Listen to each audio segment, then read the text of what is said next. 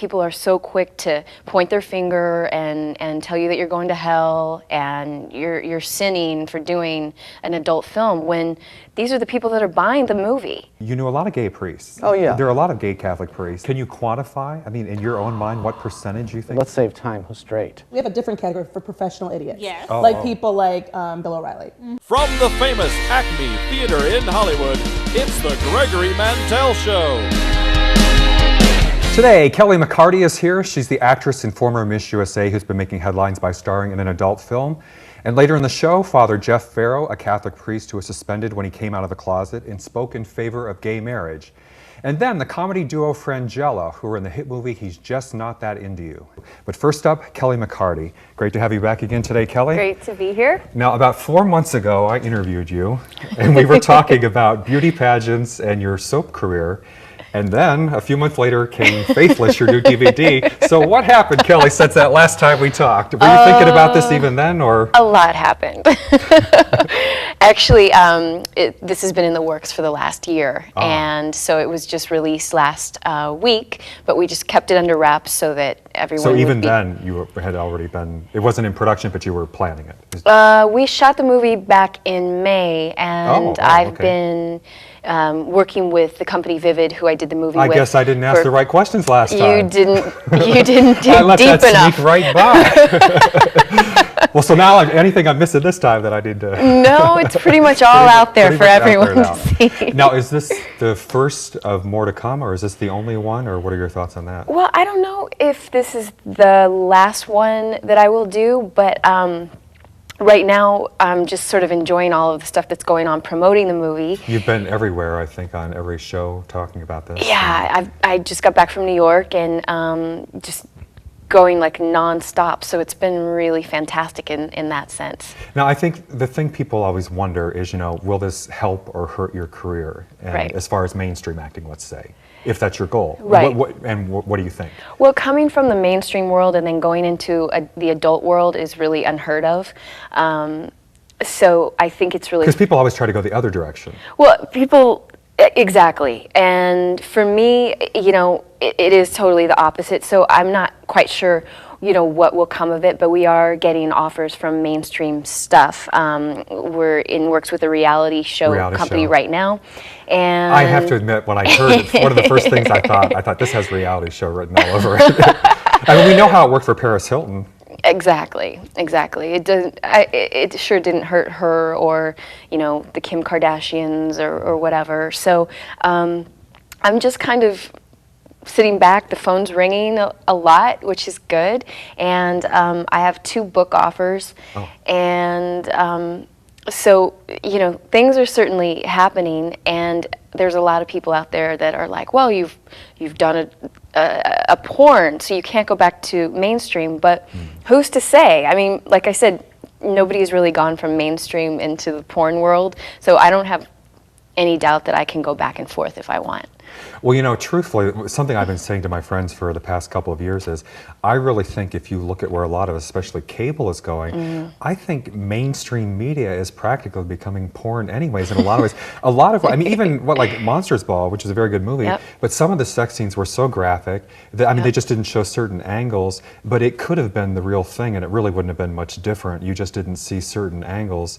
Absolutely. But so when people say, oh my God, you did porn, but yet a lot of what you see on mainstream TV and movies these days is pushing the limit already. Yeah, I think that the 2 worlds are really merging, and whether people want to admit it or not, there's not a big difference to me on some of the HBO series. I think it was a couple seasons ago, I can't remember the show, but I was pretty sure that they were really having sex. And we saw not just women, but we saw the guys too. Oh yeah. And even the mainstream movies like frontal nudity for the guys and stuff, which guys didn't used to do. No. So I think that people are more accepting of it, also because of the internet. It's just, there's so much out there. People keep pushing the envelope, you know what I mean? And everything alludes to sex, like you said, commercials. So I don't really see the big deal. I'm not saying to, sit your kids in front of the television and... And one thing I should say is you don't have kids. I don't have kids. But you are married? I'm actually going through a divorce. Going through a divorce. And I mean, without getting too personal, but was this part of it? Or I mean, did this come out of that? Or No, was it a coincidence? Or You know what? The divorce was already in the works before I decided to get into the adult film industry. So it really had nothing to do with one another. And what kind of reaction have you had from family or friends? I haven't had much of a reaction, to tell you the truth, which is really the weird part of it for me. I expected sort of everyone to come out of the woodwork that I used to know and grew up with, and it's been the opposite.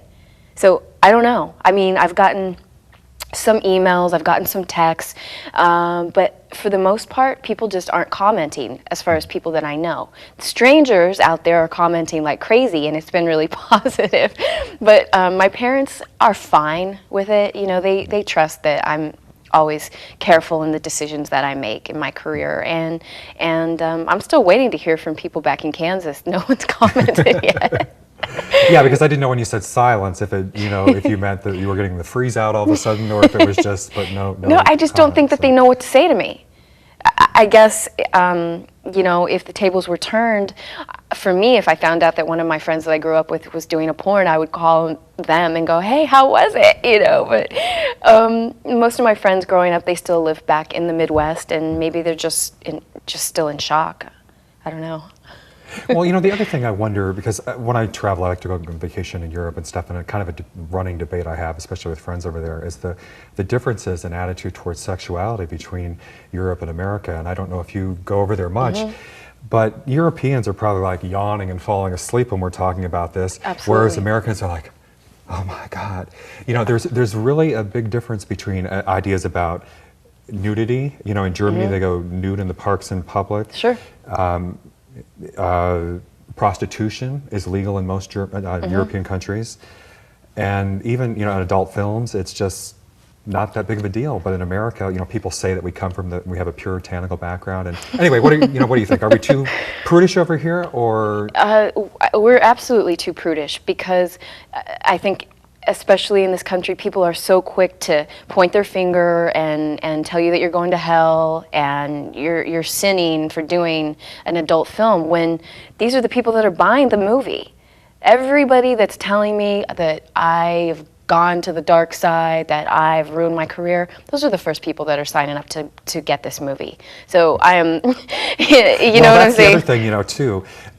Again, when people are horrified about porn, you know, they say more and more mainstream luxury hotels, you know, there's that channel in the hotel. That's right. So it's kind of like drugs. I hate to say it, and I'm not advocating drugs, but, you know, everybody's horrified, but then, you know, people in the suburbs are smoking a little weed, which is why they're selling it. Well, I think that weed should be legalized. I'm actually wearing a Frank Army shirt.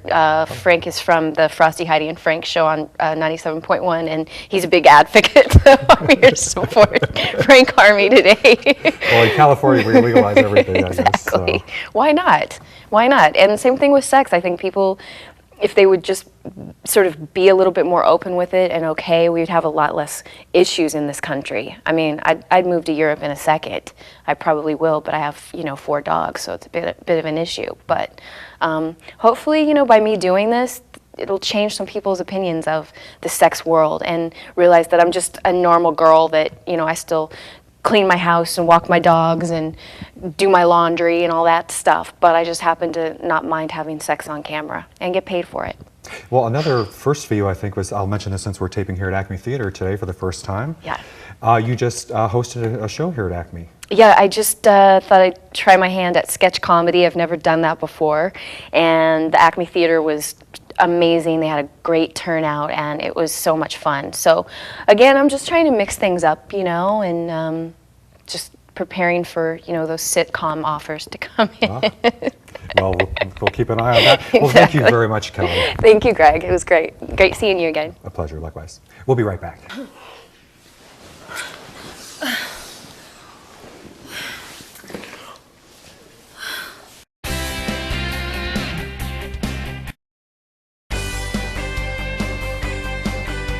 And we are back with Father Geoff Farrow, a Catholic priest here in California who was suspended when he came out of the closet and spoke in favor of gay marriage. Pleasure to have you here today. Oh, thank you, Greg. Pleasure to be here. So you were a priest for 23 years. That's right. But just came out publicly this fall with Proposition 8. What made the difference with Proposition 8? Why did you feel you had to speak out? Well, what occurred it was the end of June, we got a fax from the bishop, and it was basically directing us to, in effect, to push yes on 8 with our congregations. And at the time, I remember having lunches and dinners with other brother priests, and people were really, it was really causing a lot of consternation with priests. In fact, the director of the permanent diaconate program in our diocese said there was a split between the priests and the permanent deacons, because the permanent deacons were all gung-ho to push yes on 8, and the priests were basically very reticent. Some of them said, I'm going to put it in the shredder, I'm not going to talk about it, it's, you know. But I knew that it was going to be crescendoing, and eventually there were editorials on the Catholic television station where the bishop read his editorial, and within our community, because I was the pastor at St. Paul, it was a Newman Center with California State University, Fresno, and so our congregation included the president of the university, the provost, faculty, student, alumni, and I was asked at a staff meeting to address the issue because it was causing a lot of division within the parish. The official Catholic position and the position that most of our parishioners were taking on this were at loggerheads. And frankly, I couldn't stand in the pulpit, look my people in the eye, and tell them something which I believe to be morally reprehensible, detrimental to people's development. You know, just last week I was at a restaurant and someone said, "Are you the priest that said this?" And I go, "Yeah." And they're saying, "What made you say it?" And I said, "Well, I remember what it was like to be in the 5th grade, sit in the pew and hear this stuff from the pulpit, and I wasn't going to do that to someone else." Because you knew as a kid that you were gay. And precisely, and what happens is most of us discover orientation in grammar school, you know, when we go through puberty. And what is most difficult for a lesbian or a gay kid who finds out that they're attracted to people of the same gender, I think the biggest fear they have is fear of rejection by their family, by the people they love. But I think what some people might wonder is, or what I wonder at least is, knowing that, what made you decide to want to become a priest, not only go into the church necessarily, but you know, the Catholic Church, which is known for its stand. What led you to the church, despite the fact that it's not really cool in the Catholic Church to be gay, certainly not a priest? Well, it's like if you grow up Jewish, if you grow up Catholic, it's your faith. I mean, I grew up in a Catholic home. So you grew it up. was my faith. You know, But you didn't necessarily have to become a Catholic priest. No, obviously not. I was actually, I wrestled with my faith when I was in high school, and I went through a conversion experience as an undergraduate and came back to the practice of my faith. You know, a short answer to your question, you know, when I grew up in the Midwest in the 1960s, the only gay models that were presented to us were Liberace and Paul Lynde, you know, which wonderful people, but the idea that you could have a life and have a home with someone of the same gender was something that it just didn't dawn upon your mind back then. And I think society's come a long way since then. But that was like a non-option. Even the possibility of having that was something growing up that really didn't occur to most people.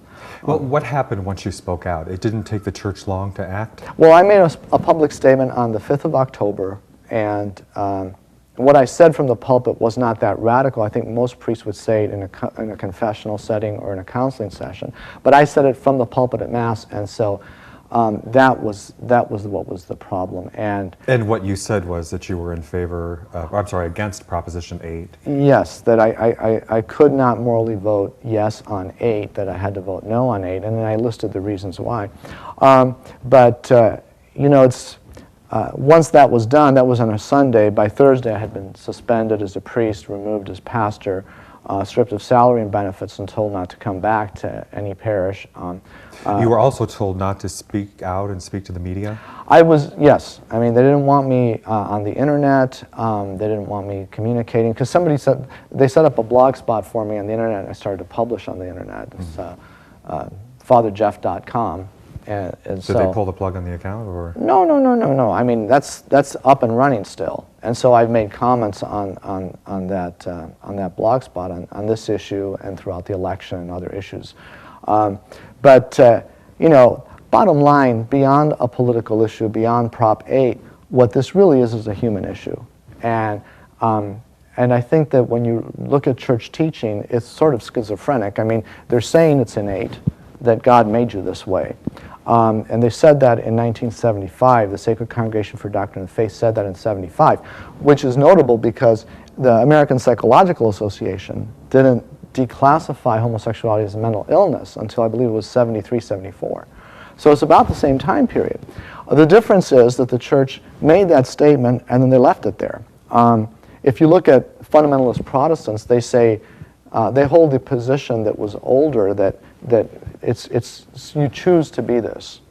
And you say you've received support from other faiths. The Jewish and Episcopalians have been the Episcopalians supportive. have been very, very loving, very supportive. The Jewish faith community has been awesome, just wonderful But people. you mentioned church doctrine, but then from what you told me when we spoke before the interview, that there does seem to be a contradiction in fact, because let's face it, now I'm not anti-Catholic, I'm not, I believe in religious tolerance, I'm not knocking the Catholic Church per se, but I do think there's a contradiction or a irony in the fact that the church has just had a major pedophilia scandal, with the priest, and then comes out against gay marriage, and really even homosexuality. But you've told me that you knew a lot of gay priests. Oh, yeah. There are a lot of gay Catholic priests. Actually, it was in the seminary that I was confronted about my sexuality as in postgraduate studies, my last year of postgraduate study, my spiritual director said, "You're gay." I blew up, and then I said, "How did you know?" And he said, "Well, most straight guys wouldn't react that way, wouldn't blow up." But he said, "Until you come to peace with this, you really won't be of value to anyone in ministry, and you won't come to wholeness in your own life." So can you quantify, in your own mind, what percentage you think of priests? I was asked by a classmate in grad school, because I came out and said I'm gay, and he goes, "Who else in the class is gay?" And I said, "Let's save time, who's straight?" So if it's, now, and you told me at a dinner, well, without getting too specific, I guess, that 4 people were there, 4 priests, and all 4 were gay. If it's really that widespread, in the priesthood, you said people are afraid that they'll be outed, that isn't that just so contradictory that I think, if so many people are gay, but yet they are coming out strongly against gay marriage? I think Greg's celibacy is not about sex. This is a shocker. Celibacy is about institutional control and power. And what celibacy gives a Catholic bishop is tremendous power that an Episcopalian bishop doesn't have, an Orthodox bishop doesn't have. When I was a chaplain in the Air Force, I remember I served with an Orthodox priest, and he said in the Orthodox Church, before the bishop moves a priest, he asks the priest's wife if it's okay, because they got kids in school. We can be moved around like chessmen on a board. And so it gives a lot of control and power to the bishops, and that's what it's about. Sexuality is a side issue. And it's, there are books that have been written on the subject. Donald Cousins wrote a book, Freeing Celibacy. He's a psychologist and the rector of a seminary. He also wrote The Changing Face of the Priesthood, which he directly addresses these issues. It's not going to be addressed because they don't want to give up the power and the control that it gives them. Well, speaking of another institution that at least in the, up till today has had issues with sexuality or certainly with being gay, the U.S. military. Mm-hmm. You were in the Air Force, serving as a chaplain earlier in your career. Yeah. Mm-hmm. What did you experience in the military? We hear that there are no gays in the military. Officially, is that true? There are no gays in the military, or how? Well, it's not true. Right. And I remember the base I was at. There was a first shirt. She was an enlisted personnel. She was lesbian, and she was having a relationship with somebody else, and the commanding officer knew about it, but looked the other way. It was a decent person. He looked the other way. Well, that's what I've heard. Really, the military's position always was in the past. They really look the other way. Well, what happens in the military is if they're doing a reduction in force, a RIF, then they will seize on things like that as a reason to get people out. They claim it affects morale, but our NATO allies, the British, for example, have openly gay service personnel. And there was no problem with their service in Basra. Most of our NATO allies have integrated militaries. So it's just a holdover in our own culture and society. Eventually that'll be changed, I think. Right, they say under Obama it may. So, well, thank you very much, Father Thank you. Geoff Farrow. Yeah. Best of luck to you. Thank you, Greg. We'll be right back.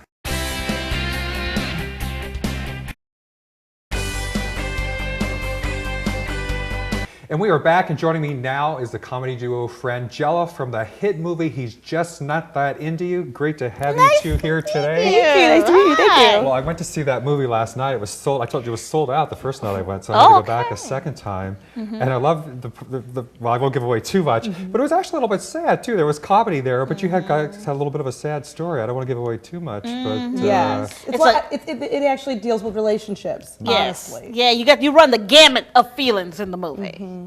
But do you think, though, is there something to that, or even the whole? I didn't read the book, but I've heard about it. The book, and sometimes women just don't get it when he's just not that into you, and they don't. And one of the things that happens in the movie is sometimes men don't either. It's like that it's not a man bashing film, No. and neither is the book really. Right. That it's like men sometimes don't get things and women don't get things. It's just about being able to hear and take in. You think after that movie they'll get them a little bit better? You know what? We've told some people, you know what? You need to take some notes. Bring a notepad and a pen and be like, no, that's you.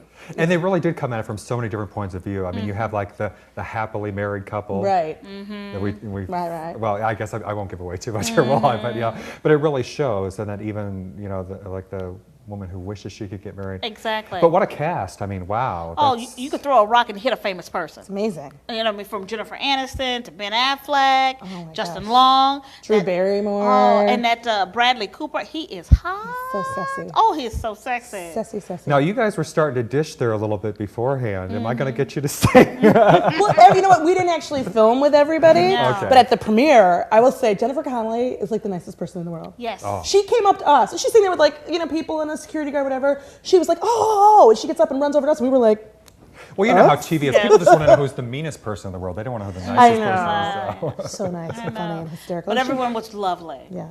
She brought her mom and her aunt, and they were really nice. I know, and her aunt was like, "Oh, I'm out here having fun." She was on vacation. She was on vacation. She's wild.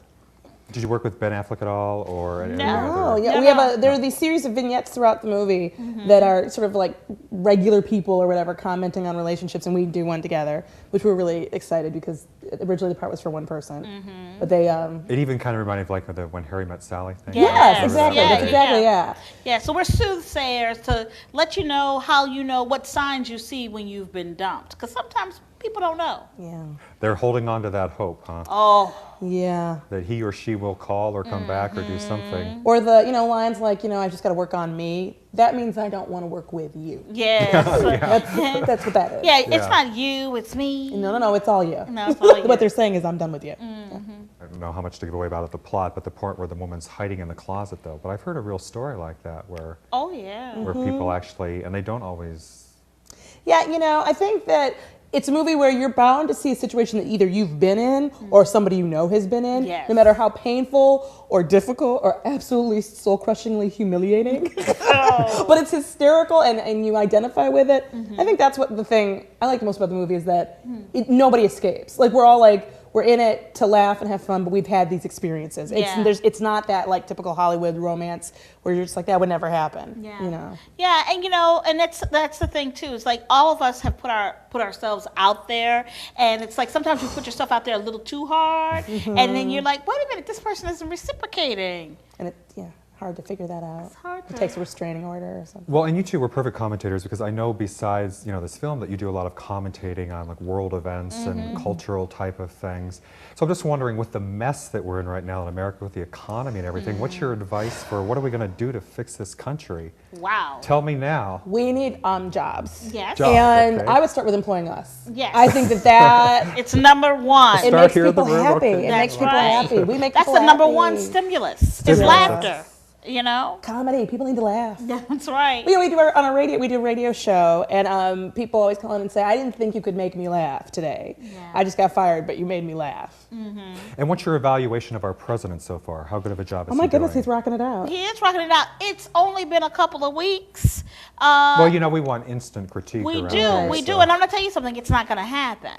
It really, you can want it all you want, baby. It's not gonna I'm happen. proud of him. You know what I love? Because I won. Yes. I was like, you go, Yeah. President Obama, because I won. That's why, because I won.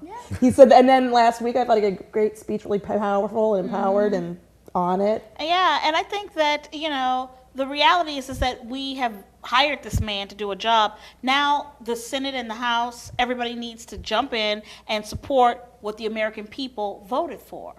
So if it's about passing a stimulus package, then do it so he can have the full gamut to be able to do whatever he needs to do to get us back to normal. All right, We're so available. you're backing the, So I think like the a backing Rosie the local Riveter thing. stimulus here. Okay. Oh yes. Now, on your website, I saw the Idiot of the Week. Now, this might be opening a can of worms, but who and what and who, especially who is the Idiot of the Week? Oh, we call idiots from all the world. The world. The world. The idiot of the week is really, it's not like professional. We have a different category for professional idiots. Yes. Oh, Like oh. people like Bill O'Reilly. Like if he put him in the same category, he'd always win. That's right. You know, That's so right. it's not fair. You know, so well, I mean, seriously, this is the stupidest stuff in the world. So these are like regular idiots. Like you may even know some. Like whenever you hear a story about somebody who like burned down their own house, we get a lot of these. Yeah, Kind of like yeah. the Darwin Awards. Kind of. Yes, Exactly. exactly. But we're very specific. This is an idiot. Okay. And we call people out for it. Yes. And people send them to us from all over the country and actually from all over the world now will send us idiot stories. It is. And the thing is, People every email you idiots from They all over the do. world. They do. It's they amazing. Do. And it's things like people who saw a burrito in the garbage can and thought it was a baby. Or so like- they called the police. people, you cannot Where use was that? fire as a tool to clean. Yeah. Wow. That's, Yeah. Yeah. Now, what's this girlfriend handbook? I saw that on your website too. We wrote a book because people are always asking us how it is we're able to be such good friends because we work together. Yes. Your best friends. Obviously, and we're best friends also. And it's so weird to me how many times people don't believe we're best friends. Like, are you really best friends? It's just a stage thing, isn't it? Yeah. There's like it's like we're a boy band or something. I and the know, producers I put us know. together. So we wrote yeah. a book about it. Yeah. We wrote a book about how to be a best friend and what to expect out of your friends. So, can you give us like some pearls of wisdom Yes. here? Well, how do you be? We always say ask not what your friend can do for you, but what you should do for your friend because it's your turn to do something for them, and we should reciprocate. Yes. That's one of our rules. Is that in every relationship, when you help somebody move, then you gotta help them move. It's Well, gotta be people are back always and looking for forth. somebody who does something for them, but they don't Exactly. always want to be the one who does something for the other Exactly. people. How to be a best friend. That's right. Now, I know you guys are doing a lot of other TV and guest appearances and all this stuff. You got what, VH1's Best? Best week we were doing Best Week Ever. Best Week Ever. We have a The radio show. Dateline. Yeah, yeah. The Today Show, Stuff a like lot of that. stuff. Yeah. Well, CNN. this movie probably won't hurt either. You know what? I'm okay with it. Yeah.